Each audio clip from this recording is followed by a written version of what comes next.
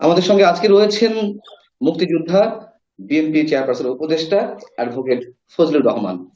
Advocate Fazlur Rahman, আপনাকে আমরা স্বাগত জানাচ্ছি।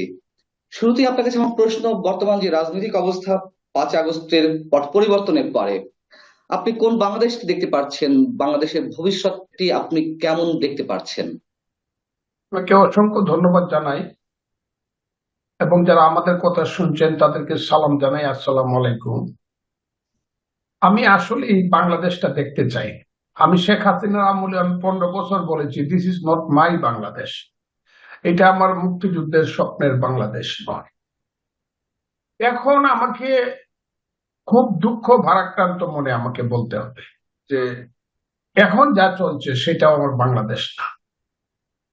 এটা আরো খারাপ চলছে চেতনাগত দিক থেকে, আদর্শগত দিক থেকে শেখ হাসিনার চেয়েও অনেক খারাপ চলছে এই দেশ। কি কারণে, শেখ কেমন হাসিনার সময় অনুভূতি?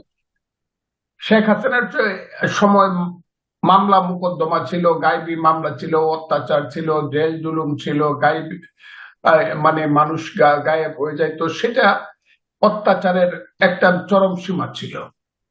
এখন ওই যে আমি বলি শেখ হাসিনার সময় অন্ধকার ছিল, কিন্তু টর্চ লাইট টিপ দিলে আলোকিত হইতো। এখন কুয়াশা, কুয়াশাতে কিন্তু দুইটা লাইট সাইডেও আলোকিত হয় না, গাড়ি চলে না কুয়াশাতে। এখন কুয়াশা চলছে। এখন মানুষ বোবা। এই যে 21শে ফেব্রুয়ারির মেলা চলছে, এইটাকে একটা এখন আপাতত বইলা দিলেই হয় যে না, এটা 21শে ফেব্রুয়ারির মেলা নয়, এটা একটা ইজতেমা চলতেছে।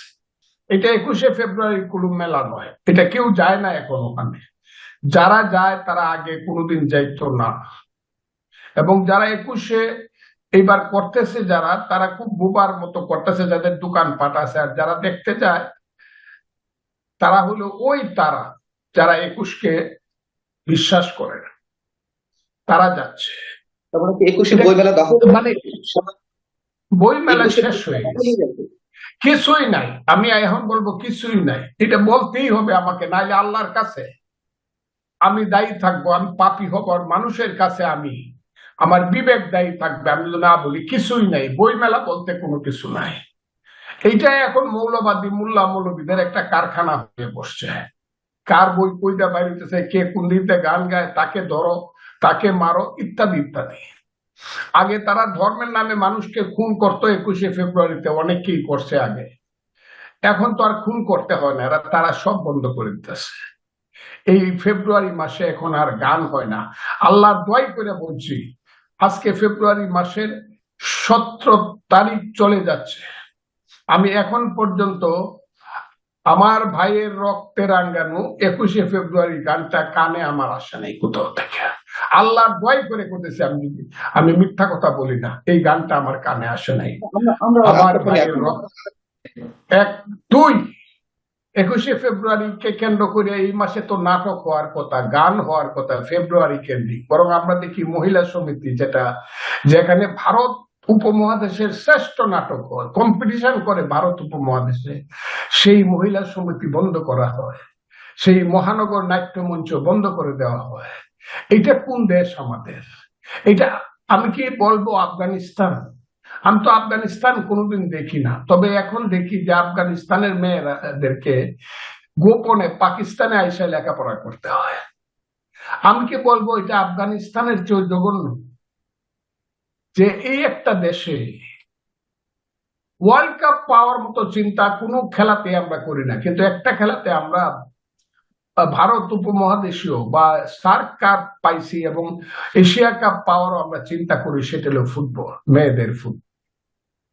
সেই ফুটবল খেলাটা এইসব কি বলবো অন্ধকারের জীবেরা বিভিন্ন জায়গাতে বন্ধ করে দিচ্ছে, শেষ করে দিচ্ছে। এরা না মেয়েদেরকে নাটক সিনেমা করতে দিচ্ছে না, গান গাইতে দিচ্ছে না, লালনের গান হচ্ছে না। এই দেশটা তো আমি চাই না। কি কমো আমি একা একা সব কমো, আর কেউ কি কিছু বলবে না? আমি কি এইসব বলতে বলতে আমি কি কি বলবো, আমার জীবন দিয়ে যাব? নিশ্চয়ই আমি আমার জীবনটা বাজি রাখলাম, আমি দিয়ে যাব আমার যদি মরে যাই তাহলে বুঝবেন কেন মরছি আমি। আমি আপনাদেরকে শুধু কথাটা বলে যেতে চাই, এই সরকার সবচেয়ে বেশি প্রতারণা এবং বিশ্বাসঘাতকতা করছে আমার মা বোনদের সাথে, নারী সমাজের সাথে। অথচ আমার জীবনে দেখা 64 সন থেকে ধরে 2024 সন, এই 60 বছরের আন্দোলনে আমি কোনোদিন এত মেয়ে একটা আন্দোলনে যুক্ত হতে দেখি নাই যত মেয়ে 5ই আগস্টের আন্দোলনে যুক্ত হয়েছে। ইভেন মুক্তিযুদ্ধের সময় আমি ঢাকাতে ছিলাম আন্দোলনে 71 সনে, তখন আমি বিকারুন্নাসার মেয়েদেরকে এইভাবে বেরিয়ে জীবনের মুখোমুখি দাঁড়িয়ে, পুলিশের গুলির মুখোমুখি দাঁড়িয়ে এত বেশি আন্দোলন করতে দেখি নাই। আমি ইডেন কলেজের ছাত্রী বোনেরা, মেয়েরা, আমার রুকেয়া হল, শামসুন্নাহার হল, আমি তো দেখলাম মেয়েরা ট্রাকের সামনে, পুলিশের ট্রাকের সামনে দাঁড়াইছে, ছাত্রদেরকে ধরে নিয়ে যাচ্ছে। তারা বলছে আগে আমাদের উপর দিয়ে ট্রাক চালাতে হবে, তারপর আমাদের ভাইদেরকে থানায় নিতে হবে, কেসে দিতে হবে। আমি দেখলাম একটা মেয়ে ইউনিভার্সিটি ফাইনাল ইয়ারের পরে সে বললো বাবাকে বলে এসেছি, আমার যদি লাশটা পড়ে থাকে কোনোদিন তুমি কবর দিবা না, শেখ হাসিনার পতন না হওয়া পর্যন্ত। এই যে মেয়ে নারীদের যে অংশগ্রহণ, আমার মায়েরা তার সন্তানকে নিয়ে আসছে, আয়সা বলছে তুই মিছিলে যা, গুলি খা, আমি আছি, আমার কুলে মত। এই অন্ধকারের শক্তি, আজকের অন্ধকারের শক্তি সবচেয়ে বিশ্বাসঘাতকতা এবং প্রতারণা করেছে মেয়েদের অধিকারের সাথে। এরা প্রথমেই মেয়েদের অধিকারটাকে গলা টিপে ধরছে। অ্যাডভোকেট ফজলুর রহমান, আমার প্রশ্ন হচ্ছে যে আপনি কেন এই আশঙ্কাগুলো করছেন? কেন, কারা বাধা দিচ্ছে? আপনার আশঙ্কাটি কোথায়? কেন এই ধরনের আস্ফালন আমরা দেখতে পাচ্ছি এবং কারা করছে? আমি যে অন্ধকারের শক্তি বলি, সেই অন্ধকারের শক্তি কারা এটা আপনি বুঝেন, আমাকে সুস্পষ্ট করে বলতে পারেন। আমি বলবো ওই ছেলেরা বুঝে কি বুঝে না, যারা এখন উপদেষ্টা হয়ে বসে আছে বা ওই বড় বড় নেতা হয়ে বসে আছে, বাপ দাদার নাম নাই, চান মল্লের বিয়াই যারা হয়ে বসে আছে, এরা বুঝে কিনা, কিন্তু এরা সর্বনাশের সঙ্গে আছে। কিন্তু এরা একদিন বুঝবে। যেমন এরা 6 মাস পর্যন্ত মুক্তিযুদ্ধ বলে নাই, বলছে 47 মুক্তিযুদ্ধ আর 24 মুক্তিযুদ্ধ। 71কে তারা স্বীকারই করে নাই। কিন্তু যখন একটু মানুষ দেখছে না রে, মুক্তিযুদ্ধ না বললে তো একটু গরম গরম লাগে, এখন আবার মুক্তিযুদ্ধ কিছু না, না আছে মুক্তিযুদ্ধ। এরা সঠিক পথে আসবে, কিন্তু তারা সঠিক পথে আসবে না। ওই অন্ধকারের শক্তি যারা, পাকিস্তানও তারা চায় নাই, পাকিস্তানের বিরুদ্ধে যারা আন্দোলন করছিল, আবার পাকিস্তানের 23 বছর যারা ধর্মের নামে সাম্প্রদায়িকতা করতে, ধর্মের ব্যবসা করে যারা এই পূর্ব পাকিস্তানকে গোলাম করে রেখেছিল, পাঞ্জাবিদের গোলাম করে রেখেছিল, যারা 52 ভাষা আন্দোলন, 65, 64 শিক্ষা আন্দোলন, 6 দফা আন্দোলন, 69 11 দফা আন্দোলন, 70 নির্বাচন, 71 মুক্তিযুদ্ধে যারা অংশগ্রহণ করে নাই, বিরোধিতা করেছে, সেই সব শক্তি যাদের নাম করলি তারা মনে করে যে আমি গালাগালি করি, তারা আলবদর রাজাকার ছিল, অথবা এখন যারা আছে তারা আলবদর রাজাকারের যারা সন্তানেরা, অথবা তাদের আদর্শের লোকেরা, যারা এখনো পত্রিকাতে লেখে যে মুসলমান যারা মুক্তিযোদ্ধা হয়েছিল আল্লাহর কাছে তাদের মাপ চাইতে হবে, ওই সব রাজাকার আলবদরের সন্তানদেরকে আমি বলি অন্ধকারের শক্তি। তারা দেশটাকে আজকে ভিন্ন জায়গায় নিয়ে যাচ্ছে। বাংলাদেশের 17 কোটি মানুষ যদি না বুঝে, আমার কিছু করার নাই। বাংলাদেশের 50টা দল যদি, রাজনৈতিক দল, আমার দল সহ যদি না বোঝে, আমার কিছু করার নাই। কিন্তু আমি বলে যাব, আমার কথাটা একদিন সত্যে প্রমাণিত হবে। যারা মুক্তিযুদ্ধকে ধ্বংস করতে চায় তারা যদি জয়লাভ করে ফেলে, এইটা বাঙালি জাতির বা বাংলাদেশের মানুষের কোনো দেশ থাকবে না। ওই যে 1000 বছরের বাংলার শিক্ষা, সংস্কৃতি, সভ্যতা ধ্বংস হয়ে যাবে। এই দেশে কোন ধরনের ইতিহাস থাকবে না, ঐতিহ্য থাকবে না, লালন থাকবে না, রবি ঠাকুর থাকবে না, নজরুল থাকবে না, জীবনানন্দ দাশ থাকবে না, জসীমউদ্দিনরা থাকবে না। আর থাকবে না কারা জানেন? যারা এই ভারতবর্ষে ওইসব নিমক হারামদেরকে পয়দা করছে, ওলিয়া উলিয়া, গাউস, কুতুব, দরবেশ, যারা এই বাংলায় মুসলমান তৈরি করেছিল সুফিবাদের মাধ্যমে। এখন ওইসব অন্ধকারের জীবেরা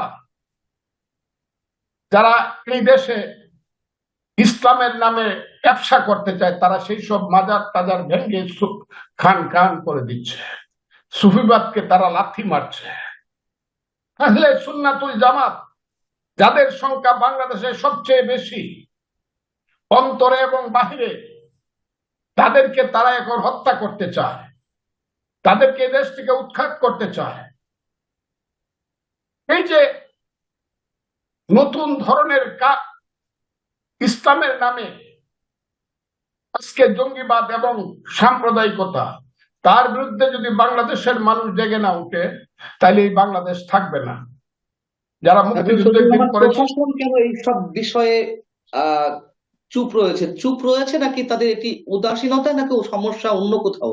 আমরা যদি প্রশাসনের কথা বলি কিংবা সরকারের কথা বলি, যেদিন ইউনূস সাহেবকে শেখ হাসিনা মামলা দিয়ে 7 তলায় 10 তলায় হাঁটায় উঠাইতো, সিঁড়ি দিয়া লিফট বন্ধ করে রাখতো, চৈত্র মাসের রোদ্রে ফ্যান দিত না, সেদিন আমার মতো এত বড় প্রতিবাদ বাংলাদেশে কেউ করে নাই। আমি বলেছিলাম বাংলায় 100 বছর মুসলমানের সন্তান এত মহান সন্তান জন্মগ্রহণ করবে না, নন পলিটিক্যাল। সেই ইউনূসকে যারা অত্যাচার করতেছে, কত কথা বলছি উনার সম্পর্কে, আজকে উনাকে চিনতে আমার খুব কষ্ট হয়। উনাকে সকালবেলায় আমার কাছে একরকম লাগে, দুপুর বেলায় আর এক রকম লাগে, রাতের বেলায় আবার আর এক রকম লাগে। আজকে একরকম দেখি, আগামীকাল উনি আর এক রকম। উনাকে চিনতে বড় কষ্ট হইতেছে। উনার সমর্থন না থাকলে তো এত অন্ধকারের খেলা হতে পারে না দেশে। উনি তো একদিন বলে নাই যে রাজনীতি করব, প্রতিপক্ষের বাড়ি পুড়িয়া ধূলিসাৎ করে দিতে হবে। বুলডোজার চালা, বুলডোজারটা আসছে কোথায়? বুলডোজারটা তো ইউনূস সাহেবের কাছে। উনি যদি বুলডোজার দিয়ে মানুষের বাড়ি গুড়িয়ে দেয়, তাহলে উনি যে শান্তিতে নোবেল পুরস্কার পেয়েছেন, এটার সম্পর্কে প্রশ্ন উঠে কিনা আমার অনেক সময় প্রশ্ন আসে। উনি তো শান্তিতে নোবেল পেতে, শান্তি বুঝি মানুষের বাড়ি বুলডোজার দিয়ে গুড়িয়ে দেওয়া, মানুষের বাড়ি পুড়িয়ে দেওয়া, তার চেয়েও বড় অপরাধ করেছে উনারা বলে। উনার সঙ্গে যার জবাবদিহি উনাকে করতেই হবে। কিশোরগঞ্জে সৈয়দ নজরুল, তাজউদ্দিন, মনসুর আলী, কামরুজ্জামানদের যে ভাস্কর্য ছিল সেগুলা ভাঙছে। আচ্ছা, সেটা আমি না হয় অনেক কষ্টে মেনে নিব, কারো কিছু ভাঙ্গা উচিত না, কিন্তু স্বাধীনতার 7 বীর শ্রেষ্ঠ সমস্ত ভাস্কর্য ভেঙে পা দিয়া মারাইছে। এটার প্রতিবাদ তো ইউনূস সাহেব করে নাই, এটার প্রতিকারও তিনি করেন নাই। আবার যে 7 শ্রেষ্ঠ বীর শ্রেষ্ঠ, তারা তো সবাই সামরিক বাহিনীর লোক, তাদের আত্মত্যাগের জন্যই তো আজকের যে বাংলাদেশের জেনারেল ওয়াকারুজ্জামান, নাইল তো ওয়াকারুজ্জামানের মতো ছেলে তো জেনারেল হইতো না। উসমানীর মতো লোক কর্নেল হয়ে পাকিস্তানে রিটায়ার করে, ওয়াকারুজ্জামান সহ গন্ডায় গন্ডায় জেনারেল, শত শত মেজর জেনারেল, লেফটেন্যান্ট জেনারেল। তাদেরকে আমি যদি জিগাই, ওই 7 বীর শ্রেষ্ঠ এবং আপনাদের ভাইদের রক্ত দেওয়ার কারণেই তো আজকে আপনারা বাঙালির ছেলে জেনারেল হয়েছেন, lieutenant general, major general, brigadier general হয়েছেন। আপনাদের মনে কি লাগে না? যদি না লাগে তাহলে তো বুঝতে হবে আপনারা ওইটার সাথে আছেন। তাহলে বাংলাদেশটাকে শেষ করে দেন, এটিকে পূর্ব পাকিস্তান ঘোষণা দিয়ে দেন এবং বলে দেন এটার নাম আবার পুনরায় রাখা হলো ইসলামিক রিপাবলিক অফ পাকিস্তান, পূর্ব পাকিস্তান লিখে দেন। যদি মুক্তিযুদ্ধ রক্ষা করতে না পারে, তাইলে এইভাবে যদি চলেন, এই দেশটা আমি চাই না। আমার স্বপ্নের বাংলাদেশ এটা না, আমার মুক্তিযুদ্ধের বাংলাদেশ এটা না। আমি তাদের কাছে কোনো আশাও করি না। আমি আশা করি 18 কোটি মানুষের কাছে। আমি আশা করি বাংলাদেশের আওয়ামী লীগ ধ্বংস হয়ে গেছে। 10 বছর আওয়ামী লীগ লিখতে পারবে না, এটি বারবার বলেছি, ওই দিনও আপনার সামনে আমি বলে আসছি। কিন্তু আরো তো বড় দলগুলো আছে যারা ক্ষমতায় যেতে চায়। ক্ষমতায় যদি বা দায়িত্ব যদি দেশের নিতে চান, তাহলে বাড়ি পুরার দায়িত্ব নেন না কেন? এই যে ধ্বংসের দায়িত্ব নেন না কেন? 7 বীর শ্রেষ্ঠ ভাস্কর্য ভেঙে ফেলা হচ্ছে, সেই ব্যাপারে কথা বলেন না কেন? তাহলে বলে দেন যে আমরা মুক্তিযুদ্ধের কোন পক্ষে আছেন, সেটা পরিষ্কার বলে দেন। আমি তো মনে করি বিএনপির মতো দল, যে দলটা আমি করি। বলবেন বঙ্গবন্ধুর 32 নম্বর বাড়িও যে বুলডোজার দিয়ে গুড়িয়ে দেওয়া হলো?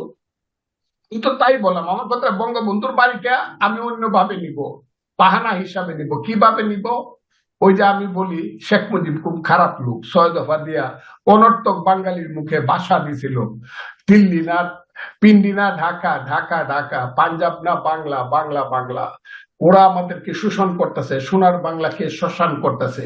কাজটা তো শেখ মুজিব বড় খারাপ করছিল। তা না হইলে পাকিস্তানের সাথে আমরা থাকলে আদমজি ইস্পাহানিদের বড় বড় কারখানা হইতো, ওখানে গিয়ে আমরা কর্মচারী হইতাম, আমরা ওখানে গেটের দারোয়ান হইতাম। আদমজির নাতির সুন্দর গাড়ি দেখলে হাততালি দিতাম। আর পাঞ্জাবি ছেলেরা এসে আমাদের দেশের মেয়েরারে বিয়ে করে সুন্দর সুন্দর আমাদের বাগদা বাগদি বানাইতো। শেখ মুজিবুর রহমান এই কাজটা খারাপ করে নাই, আমাদেরকে অত কিছু থেকে বঞ্চিত। তার বাড়িটা না হয় ভেঙে দিচ্ছে, কিন্তু আমার কথা হলো শুধু কি তার বাড়ি ভাঙছে, গা আগুন দিছে? এই যে আগুন দেওয়ার সংস্কৃতি, আজকে ইউনুস সাহেব যে থাকা চেয়ারে বৈশা, গদিতে বৈশা, ময়ূর সিংহাসনে বৈশা আরেকজনের বাড়ি পুরাইতেছেন, এ ডে মে কাম জনাব মোহাম্মদ ইউনুস সাহেব, এ ডে মে কাম।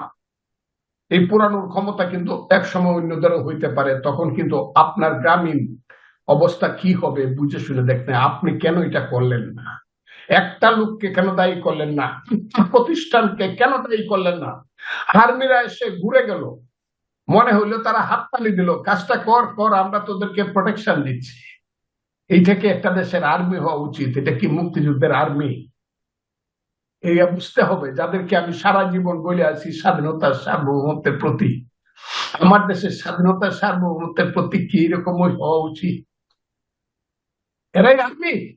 এতকে দেশে গিয়ে শান্তি রক্ষা করে, যারা চোখের সামনে দেখতেছে দাও দাও করে আগুন জ্বলতেছে, কিন্তু চুপে চাপে মনে হইলো যেন আনন্দে আনন্দে এখান থেকে সরে গেল, মাথা নিচু করে এদেরকে আবার বুয়া বুয়া বলে স্লোগান দিল। তাইলে আপনারা কিসের স্বাধীনতার সার্বভৌমত্বের প্রতি? আর যদি মনে করেন যে আপনারা এইভাবে বাড়িঘর ওদেরকে সমর্থন করে পুরাবেন, এই যে mob justice, mob justice, mob action, 10,000 লোক একত্র করতে পারলেই আমি যা ইচ্ছা তা করতে পারি। 18 কোটি মানুষের দেশে 10,000 না, 10 লাখ লোক একত্র করাও কিন্তু এমন কোনো কঠিন জিনিস না। এমন মানুষ আসতে পারে, সে গুন্ডা হইতে পারে, বদমাশ হইতে পারে, লুটেরা হইতে পারে, এটার একটা দল হইতে পারে।